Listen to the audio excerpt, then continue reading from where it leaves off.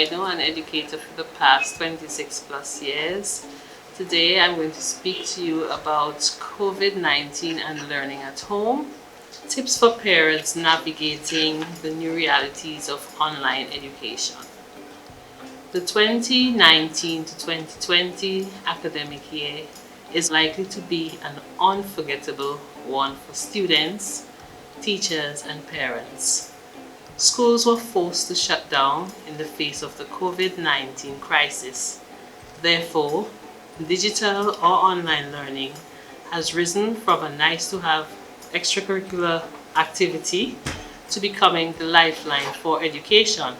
Digital technology provides an opportunity to find entirely new answers to what people learn, how they learn, where they learn, and when they learn. Technology has the potential to build communities of learners in a way that can make learning more social and more fun.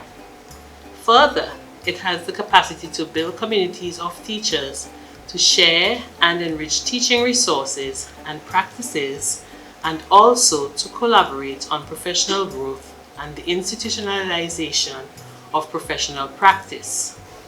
Technology can also help ministries of education and school systems to develop and share best practice around curriculum design, policy, and pedagogy.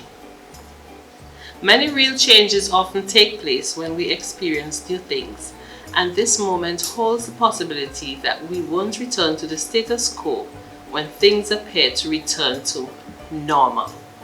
We may just see the institutionalization of blended learning. Who knows? Today, our focus is on offering parents tips on navigating the new realities of online education. Learning at home. We know that for almost every parent, this is a new experience, and you may have questions on how best to prepare your child and their learning environment. These are meant to help you to navigate this time the best way you can. Now, you do not need to replicate school, especially if this is causing stress for you and or your children. You are not teachers, you're parents, so don't put pressure on yourself. The well-being of you and your family is the most important factor right now. Learning happens everywhere, not just at a desk or table. Learning happens through inquiry and play. Your everyday activities, including cooking, doing the laundry, cleaning, can be great opportunities for learning.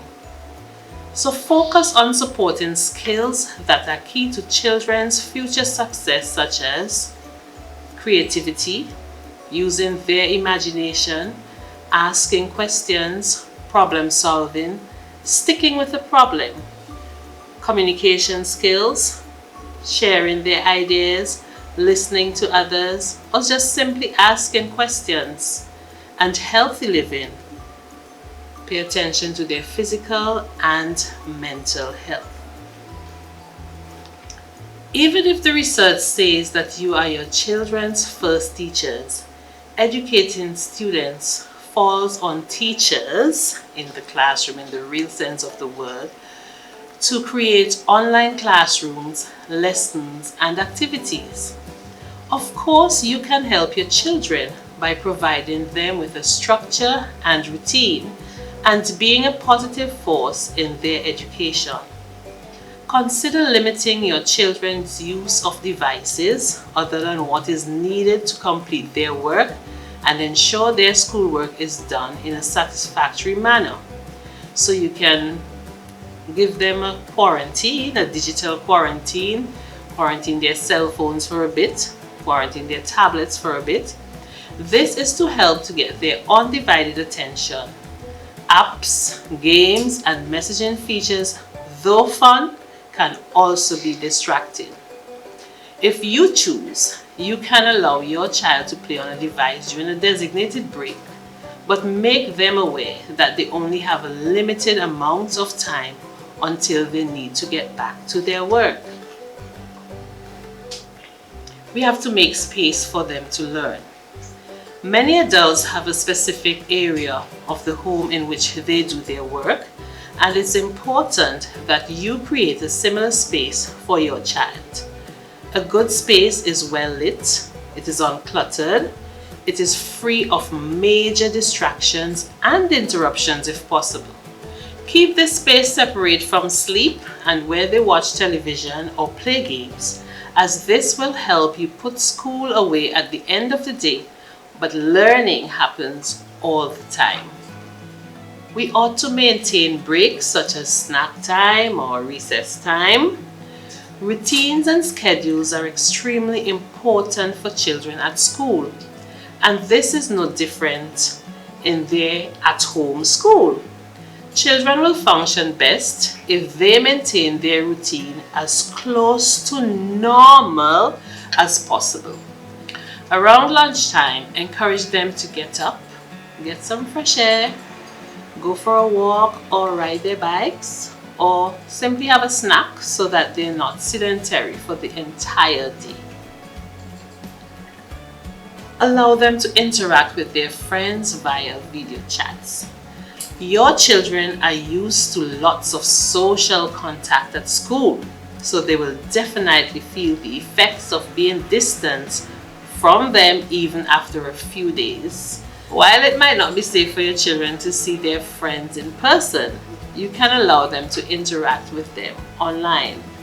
Video chats are often the closest thing to seeing someone in person and are a great way to get in social time without endangering themselves or others. If your child does not regularly video chat with their friends, you can speak with other parents to set up a video chat playdate.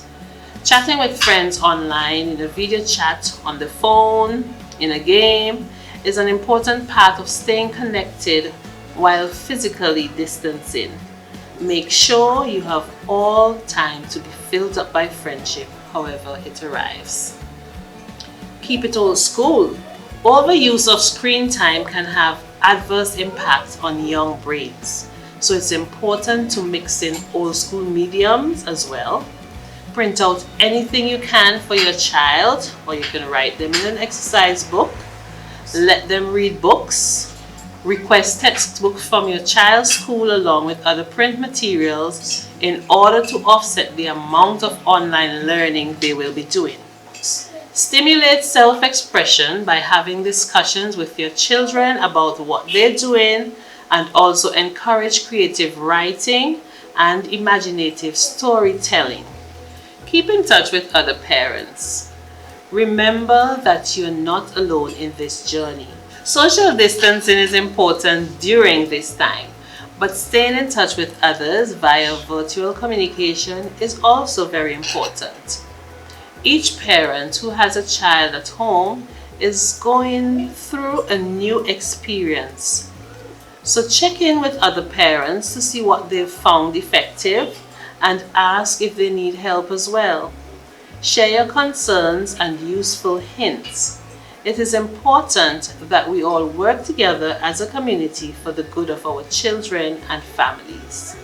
Plan your work and work your plan. Never underestimate the power of a schedule. Good planning can relieve stress for both children and parents. To begin, experts recommend keeping them on the same or similar sleeping schedule that they have when they're going to school. If a schedule was not provided by their teachers, help them write one for not only each day but each week as well. Having a clear vision of what is expected of your child will help them see that just because they're at home does not mean that they don't have work to do. Tasks that may not have been difficult for them while attending school in person can become more challenging when learning from home. So it's important to reinforce boundaries and offer incentives for healthy behaviors. This is not a vacation. Schooling is taking place online. This time at home might feel like a vacation for your child, but it's important to remind them that their education still comes first.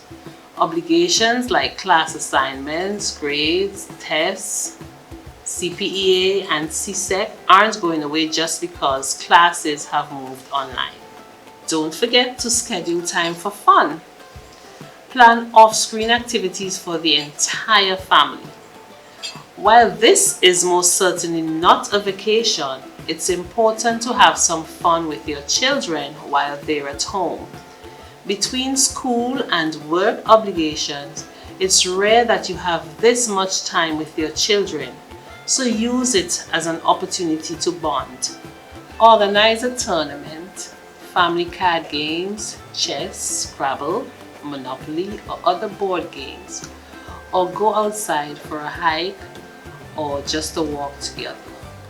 All these can help you with your children at home during COVID time. Thank you for viewing. I am Wendy Bynoe, and I hope that I have offered some really helpful tips to help you during this time.